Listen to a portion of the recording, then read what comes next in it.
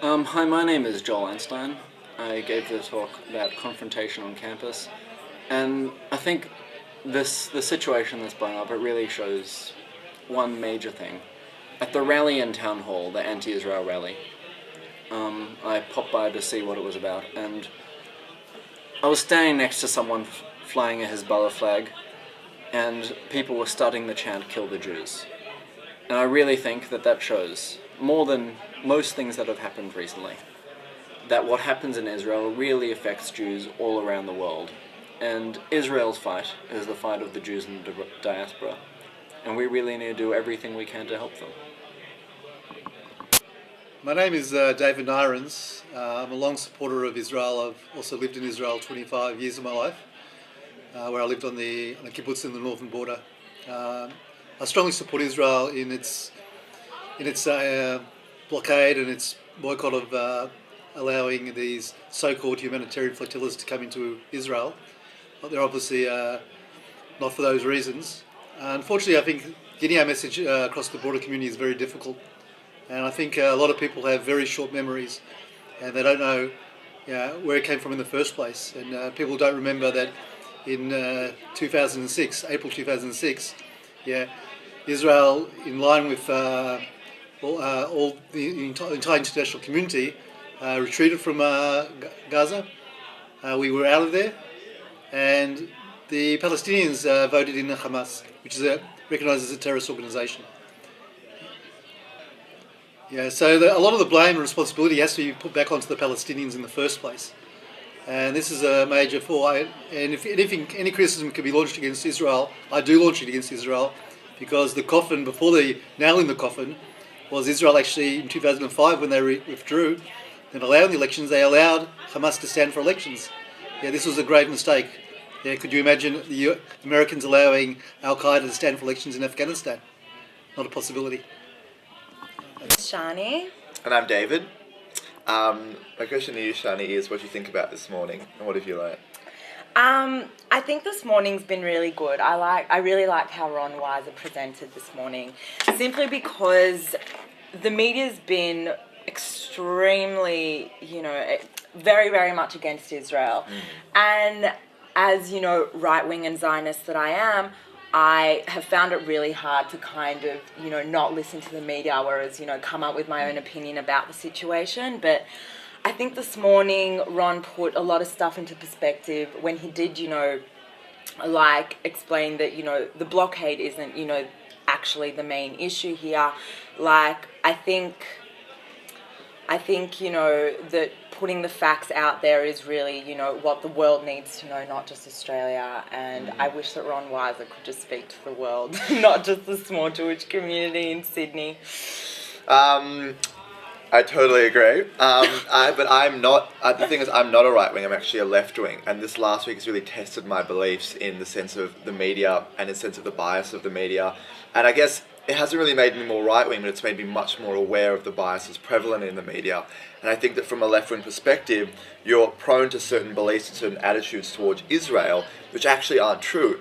And I think that a lot of the left-wing supporters have a complacency with actually dealing with the facts and the actual situation. And I feel like a lot of my left-wing friends, which I've spoken to, immediately adopt a stance on Israel without any factual kind of backing to it at all. So I think for me it's interesting from a different perspective, coming from a different political perspective, seeing just how out of place I feel all of a sudden, because I am a Jew and a Zionist, but I'm left-wing as well. I think that, in this sort of situation, it's really important for every single Jew to come together and kind of create one stance, which is something that we're trying to create now. And also our next session is really going to show what, the Sydney Jewish community really believes in this topic. Okay, I am at Sydney University and I am just going to talk quickly about how the flotilla has affected the campus of Sydney Uni.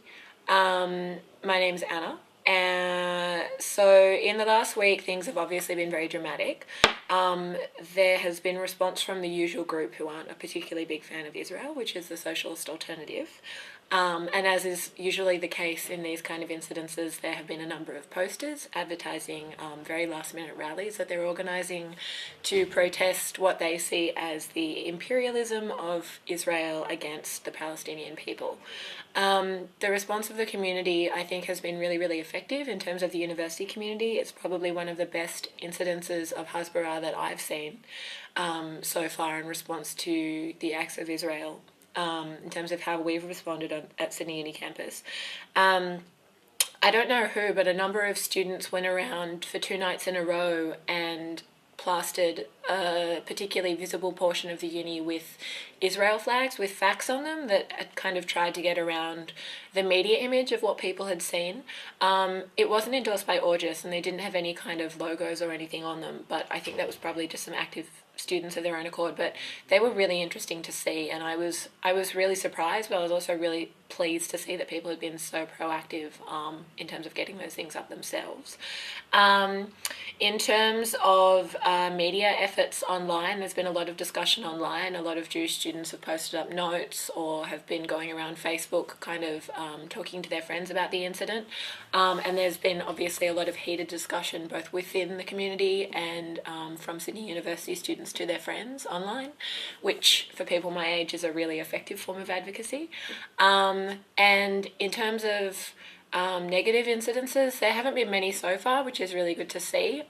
There was an incident a few days ago where there was as far as I know, I'm not completely up to date on the logistics of the event, but I do know that there was a socialist alternative rally at which one Jewish and one non-Jewish student tried discussing the events with some of the people, and as a result of that they kind of got pushed, and they were sworn at and called dirty Zionists and all kinds of other horrible things I don't want to say on camera, and there was a lot of threatening, and there was a lot of threats of violence if they didn't leave immediately, and just generally I think as a response to that, I'm not an executive on August, but the August president at Sydney University, Sarah Wolf, did come out and say very actively that the Jewish students on campus should avoid those groups and should avoid those entrances to the library and those kind of things, which is kind of concerning because I want to be able to walk freely around campus.